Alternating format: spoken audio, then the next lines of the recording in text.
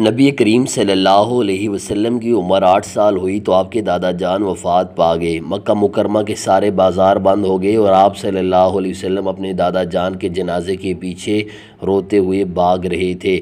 پھر چچا کی کفالت میں گئے اور انہوں نے جس انداز سے کفالت کی اور محبتوں کا ثبوت دیا وہ الفتوں کی ایک لمبی داستان ہے۔ 40 سال کی عمر ہوئی تو اللہ تعالیٰ نے حضور علیہ السلام کو نبوت کی ذمہ داریوں کے اعلان اور لوگوں تک پیغام حق کے پہنچانے کا حکم دیا۔ آقا کریم علیہ السلام جب پیغام حق لے کر میدان میں آئے تو گلی کوچوں اور بازاروں کے اندر مخالفتیں، نکتہ چینیاں، ناموافق حالات اور مخالفتوں کی آندیاں چلنے لگی۔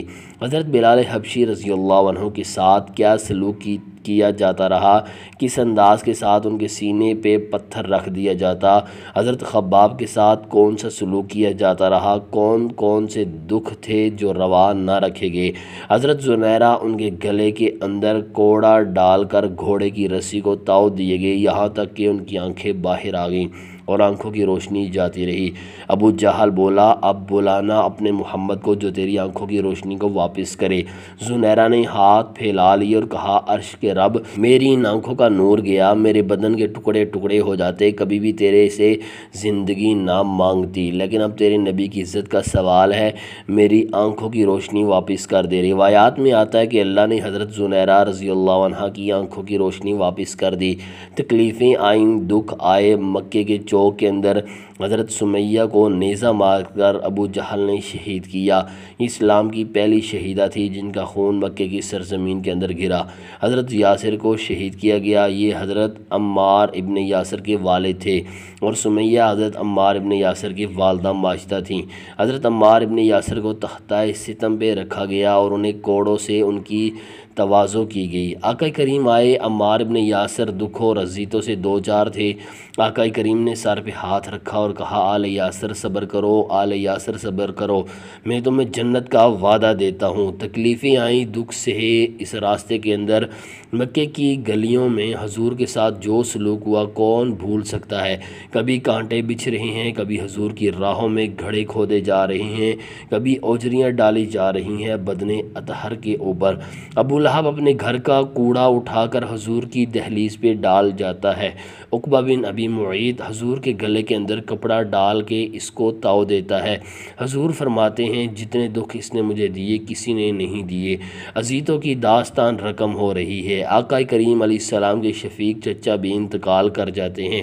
جب گھر آتے تو اپنی زوجہ حضرت خدیجہ الکبریٰ رضی اللہ عنہا سے دکھڑے کہتے، وہ بھی انتقال کر جاتی۔ اس سال کا نام عام الحزن رکھا جاتا ہے، دکھوں کا سال، مصیبتوں کا سال۔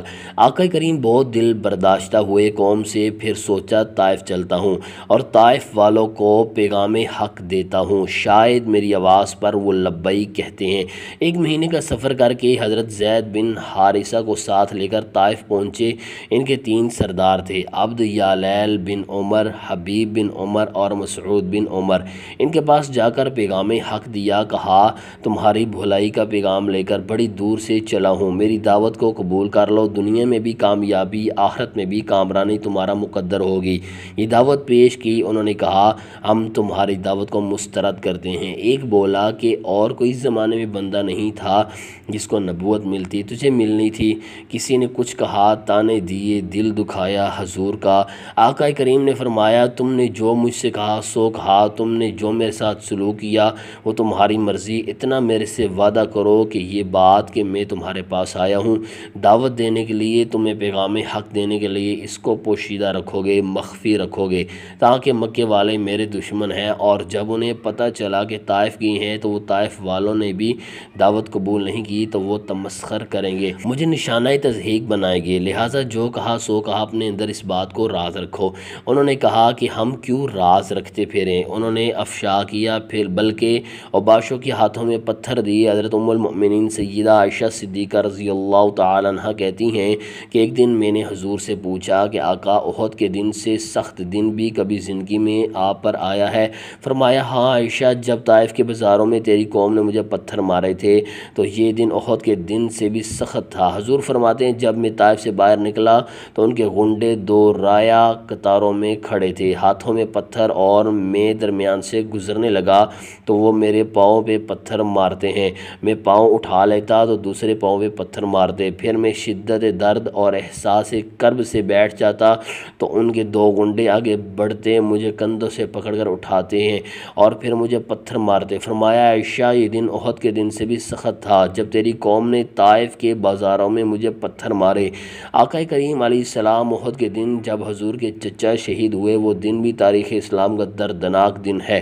آقا کے سر پہ پٹی بندھی ہوئی تھی، آنکھوں میں آنسو تھے اور بار بار پوچھتے تھے میرے چچا کی بات سناؤ۔ جب بتایا کہ حضور حضرت حمزہ شہید ہو گئے ہیں تو آقا کریم ان کی لاش پہ گئے، دیکھا کہ ان کا پیٹ چاک ہے، ان کی ناک کاٹ دی گئی ہے، ان کی زبان کاٹ دی گئی ہے، ان کا دل نکال لیا گیا ہے، ان کی آنکھوں میں نیزے چبوئے گئے ہیں اور ان کے کان کاٹ لیے گئے ہیں۔ آقا کریم کی آنکھوں میں اشک تھے اور آقا کریم اپنی زبان پہ یہ لفظ لا رہے تھے میرے چچا کا کیا ہوا۔ اور پھر جب حضرت صفیہ آئی اور ان کے پاس دو کفن کے ٹکڑے تھے، دو قسم کے کپڑے تھے، جب حضرت امیر حمزہ کو کفن دیا جانے لگا، کہا ساتھ انصاری کی لاش پڑی ہوئی ہے، کہا انہیں بھی کفن دو، میرا حمزہ دو کپڑوں میں اور اسے ایک کپڑا بھی نصیب نہ ہو، محمد عدل کرنے آیا ہے، انصاف کرنے آیا ہے۔ اب جب کپڑے پھیلائے گئے تو ایک کپڑا لمبا تھا، ایک کپڑا چھوٹا تھا۔ عرض کی حضور یہ جو بڑا کپڑا ہے یہ میرے حمزہ رضی اللہ تعالیٰ عنہ کو دے دیں اور چھوٹا انصاری کو دے دیں۔ کہا نہیں، میں انصاف کرنے آیا ہوں، قرعہ ڈال لو کس کے حصے میں کون سا کپڑا آتا ہے۔ اور جب قرعہ ڈالا گیا تو چھوٹا کپڑا حضرت امیر حمزہ کے حصے میں آیا اور بڑے کپڑے میں اس انصاری صحابی کو کفن دیا گیا۔ اب وہ کپڑا جب حضرت امیر حمزہ کا سر ڈھانپتے تھے تو پاؤں ننگے ہو جاتے، پاؤں ڈھانکتے تو سر ننگا ہو جاتا۔ آقا کریم نے فرمایا کپڑا سر کی طرف کر دو اور ازخر گھاس لے کر پاؤں کی طرف ڈال دو۔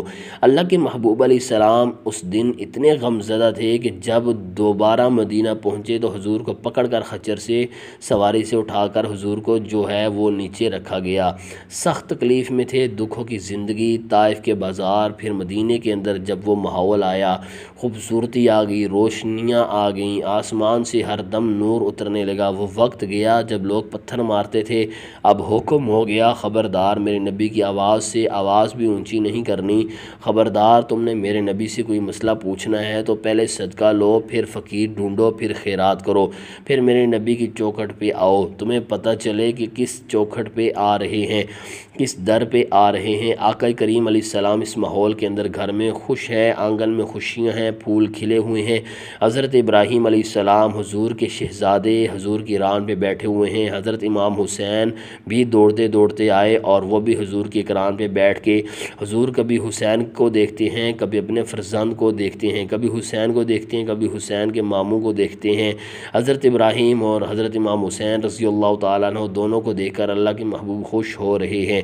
فرشتے نے اذن مانگا، آقا کریم نے اذن دیا، اس نے عرض کی حضور ان دو میں سے ایک کا اختیار ہے، ایک کے بدلے میں قربانی دینا ہوگی۔ اب قربانیوں کی وہ حرم سے جو داستان چلی تھی وہ تسلسل ٹوٹنے نہیں پا رہا ہے، وہ تسلسل جاری ہے۔ حضور نے ایک نظر حضرت ابراہیم کو دیکھا اور پھر ایک نظر حضور نے حضرت امام حسین کو دیکھا، پھر حسین کو پکڑ کے سینے سے لگایا اور کہا میں اپنے اس بیٹے پہ اپنے اس بیٹے کو قربان کر رہا ہوں۔ چند دن کے بعد حضرت ابراہیم کا انتقال ہوا۔ حضور کو جب خبر پہنچی، آقا کریم کی آنکھیں آنسو برسا رہی تھیں اور حضور اپنے بیٹے کے سرہانے بیٹھے، پیشانے پہ ہاتھ رکھا، کہا بیٹا آنکھیں رو رہی ہیں، دل غم زدہ ہے، لیکن زبان سے وہی کہوں گا جس سے رب راضی ہوگا۔ سبحان اللہ، جو گریبان نوچتا ہے، منہ پہ تھپڑ مارتا ہے، سینہ کو بھی کرتا ہے، کہا ہمارے ساتھ اس کا کوئی تعلق نہیں۔ آنکھوں کا غم اور دل کا غم رحمان کی طرف سے ہے،